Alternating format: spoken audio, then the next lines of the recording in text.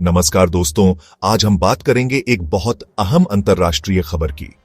Poland ने NATO का article 4 का आह्वान किया है और यह पहली बार हुआ है कि रूसी ड्रोन्स को नाटो देश के क्षेत्र में मार गिराया गया है।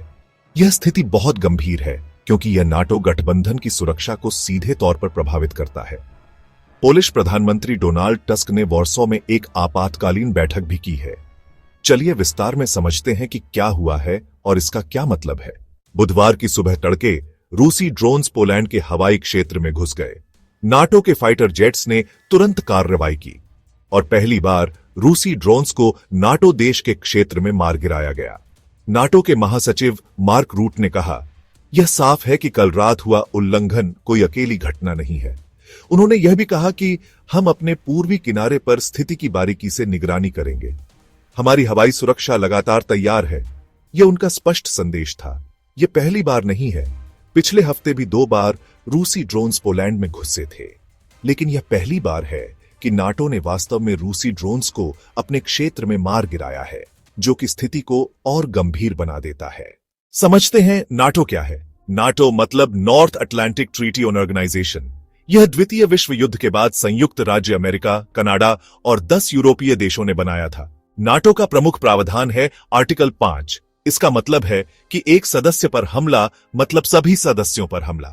जब नाटो बना था तब आर्टिकल 5 ने पश्चिमी यूरोप को अमेरिकी सुरक्षा के तहत रख दिया था, क्योंकि उस समय सोवियत संघ मध्य और पूर्वी यूरोप पर अपना प्रभुत्व स्थापित कर रहा था।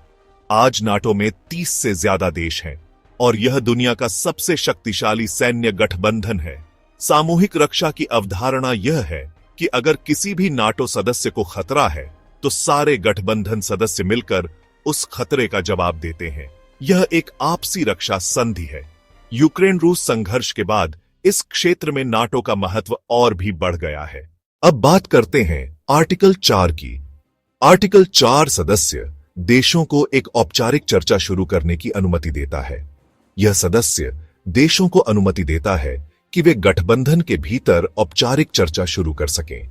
जब उनकी सुरक्षा को कोई खतरा हो, तब यह चर्चा उनकी सुरक्षा के खतरों के बारे में होती है। लेकिन ध्यान देने वाली बात यह है, यह गठबंधन को सैन्य कार्रवाई के लिए प्रतिबद्ध नहीं करता है। आर्टिकल 4 सिर्फ परामर्श के लिए है, स्वचालित सैन्य प्रतिक्रिया के लिए नहीं।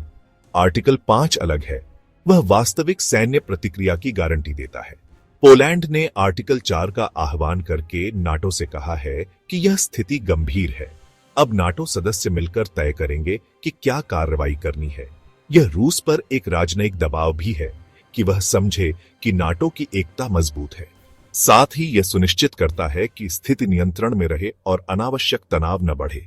इस घटना का मतलब यह है कि क्षेत्रीय सुरक्षा स्थिति और तनावपूर्ण हो गई है।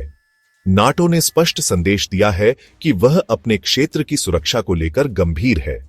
अब देखना यह है कि रूस इस राजनयिक दबाव पर क्या प्रतिक्रिया देता है। यह घटना यूक्रेन संघर्ष से सीधे तौर पर जुड़ी है, क्योंकि रूसी ड्रोन्स यूक्रेन अभियानों से संबंधित थे। नाटो ने कहा है कि वे पूर्वी किनारे की बारीकी से निगरानी करेंगे। उम्मीद यह है कि राजनयिक चैनलों से यह मुद्दा सुलझ जाए।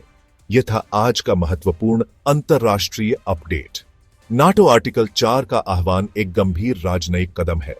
आप हमें नवीनतम अंतर्राष्ट्रीय समाचारों के लिए फॉलो करते रहिए। धन्यवाद।